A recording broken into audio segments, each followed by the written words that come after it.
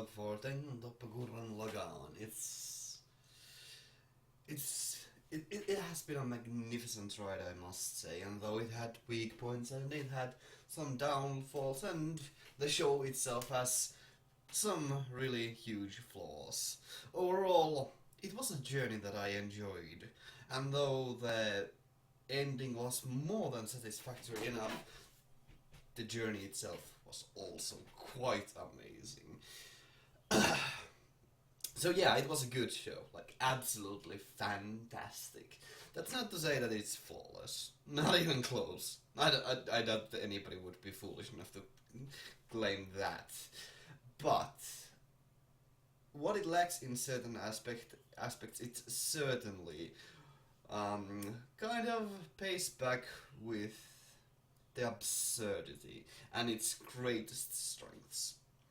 The show is so chock full of character and spirit and guts and just in general a lot of heart and spirit to it that it doesn't really matter that it has weaknesses in its general, shall we say, logic department, and shall we say, just in general, the plot maybe seem a bit convoluted, but yet it overcomes all of that because it kind of just it knows it's kind of silly and convoluted and goes over the board with it. Just yeah, over the board with everything, and that's absolutely fantastic. Now, I myself am not a really huge fan of mechas, and this show actually is a pretty good introductory show to mechas just in general, I feel.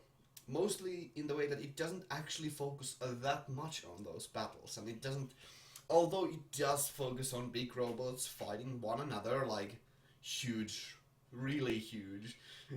I cannot express, there are no proper words to express how humongous they got in the end of the show, but it does focus on the battles, but it doesn't waste a lot of time on them. It doesn't use too much time, and it certainly does not simply focus on huge robots fighting one another, but rather it focuses on the characters, story, emotion behind it, everything else rather than just the mech aspect, which I certainly do appreciate, and it has given me a newfound appreciation of mechs just in general, which is actually rather unprecedented, as I was positively surprised. I completely went into the show with expectations set reasonably low, and thus I was really positively surprised. And whenever the episodes got reasonably dull, I yet again set them low, and then I was positively surprised yet again. The show really has based out all of its greatest moments throughout the story, so that there are always huge spikes in tension and excitement and enjoyment, and it's a roller coaster of enjoyment and excitement. Though maybe not so much as enjoy emotions, as I did not really feel quite a wide variety of emotional spectrum during the show. But that's not the fault of the show itself, more that I'm just a cold bastard. And I just couldn't take the show seriously because it really didn't feel like a show that should be taken seriously. But that again is actually kind of its strength. Now I feel like the show is popcorn material, but that's not meant as an insult, but rather it is easy. It's easy to get into, it's easy to enjoy, it's pretty freaking enjoyable, I must say. And when it comes to strengths, if you just appreciate the good parts of it, it is quite magnificent. But let's talk about technical facts. So let's start with animation, because it's surprisingly multi-layered. They apparently had a rather low budget, or mediocre budget at best, and that shows, as they do have quite a lot of moments and episodes that are, shall we say, animated less than optimally. And there are a lot of moments where it isn't exactly even animation, but rather just still images. But they know how to use that, and they don't really make it so obvious, and they don't really focus on those moments so much. They usually fill those up with dialogue, so it doesn't become boring even in those moments. But the animation just in itself, they just pumped a lot of the budget into the fights where it mattered the most. and that's just fun enough. That's not to say that it doesn't have glorious moments, because oh my goodness, when it gets absolutely visually stunning, then it actually is like visually quite impressive and really quite majestic and fantastic to look at. And yes, then it is quite enjoyable. The art style itself actually is surprisingly it has some interesting kind of mixes of different styles of animation. I mean, art, visual design, just in special. Now, the easiest way to point this out is just to take a look at every character's eyes and see that they are, well, they do fit into the same show, but a lot of the characters have very unique and, shall we say, stylistic designs. And though they all follow a similar pattern, they all are quite unique. Especially the eyes are drawn in a way that they don't actually resemble each other all that much, disregarding few options, but that's besides the point.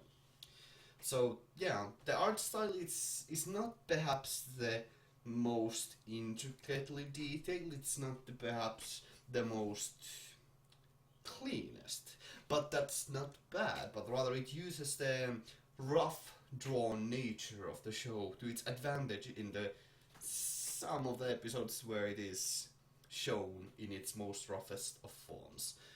And just in general, the art style isn't bad per se, because it is kind of nice to look at, and at the very least, the characters are very easy to distinguish and recognize from one another, and that's just about what it should do. So, though in some aspects it does get quite convoluted and it becomes rather incomprehensible to follow, but just in general, they did quite a good job at making, shall we say, the huge fights seem easy to follow, even with all of the clashing explosions and debris just flying around.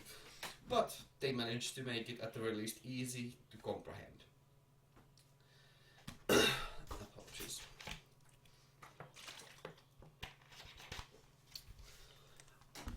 Let's talk about the sound design next, because there's little to say, because they don't have that many background tracks. They have like a handful. But those that they do have, they are absolutely fantastic. And needless to say, I thoroughly do enjoy quite a lot of them. And they are actually a rather interesting mix of just pop and funk from the earlier times, just combined with a lot more modern stylistic choices, which is quite an interesting blend of styles, and it creates a rather unique sound, although it's not exactly unique, but it is more than adequate enough to be called unique. And it makes all of the background music seem quite unique, and it's also really quite nice to listen to, especially the song Libera Me. So that's needless to say, that's it's good. It's really good. Now, voice actors, I have very little to say. They are just blatantly good. Maybe perhaps some of them are better than all of us, but there's no real. In my opinion, there is nothing really that stands out, disregarding maybe Kamina.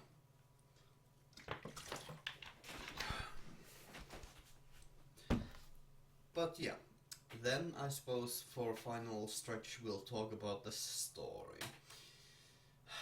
So first of all, let's talk about the characters, because I suppose there's not much to say. A lot of the supporting cast is quite varied, and they all have, at the very least, kind of unique personalities, and they are, again, even though they are very exaggerated, that just makes them far more entertaining in that manner. And the main characters, though they seem rather simplistic and very, shall we say, maybe not shallow, but simple in some regards, that's not exactly an insult towards them, because it's not the strength of the characters how deep and complex they are, but rather how well their emotions are drawn out and they are portrayed. And in that regard, all of the characters really do that quite well, and it is represented in multiple facets how well they also contrast one another, and that's just kind of a good thing about the characters. They are quite different, they are quite varied, and they contrast one another, and they complement one another during the story quite well. And of course, I would be amiss if I wouldn't talk about Kamina, who is definitely the driving force behind the series, and well, he drives the story forward. That it's as simple as that. He is thoroughly the driving force, and he was quite enjoyable, shall we say. With the feats that he accomplished in the end of the show, it's quite fantastic, and I suppose he really, he really just deserves some special mention for that. But I'm also rather positively surprised about Yoko, actually. Disregarding the latter half, which I will get on to soon, she was actually surprisingly positively doing quite a lot of things, and she was more than an active member of the characters, and like, she's a really positive female character in my opinion. Like, she's surprisingly good. Like, I was just expecting her to be eye candy, but no, she actually turned out to be an actual proper character who not only was active and was just all the time doing stuff, and also was the driving, well, pushing the group forward and just doing things. And she definitely didn't play the victim part at all, even though she was rescued quite a, well, few times? Few times. So yeah, I was really positively surprised about her. Now, I would be kind of negatively inclined to think about Simon, although, well, he was simple. He was kind of simple-minded, but because he became a prodigy, I don't know, whatever, a prodigy of Kamina, that kind of redeems him and makes him far more entertaining than he really has any right to be. And in the end, like, he really kind of redeems himself. Although the show really tries to focus on him as a character and his growth as a character, but yet again, the second half kind of makes that up in quite a few regards quite a bit more dull, and it takes quite a lot of the emotion out of it. It feels so forced that he was, like, some moments felt rather forced where he was given some character growth moments, and it didn't exactly feel anything interesting or unique or anything really. But in the end, he accomplished the goal of the main character quite well, I would say. And of course, we can't go without mentioning Viral, who, well, during the first half, he was absolutely magnificent. In the second half, he accomplished his goal, so he fulfilled his purpose in the show, and that was far more than enough. And I was actually positively surprised how they used him in the latter half, and he also gave quite a good emotional impact in the latter half, and that is, without needless to say, that was quite good. Then let's talk about the story. It's a very simple story, very straightforward story, very simple to follow story, and easy to understand as well. Although it really is illogical, and it doesn't need to be logical. It's silly, it's convoluted, it's over the top, it's bombastic, and it's testosterone filled, and that is absolutely fine by me because they know that and they play to its strengths really well. And that's why it's really quite enjoyable that they really went over the board.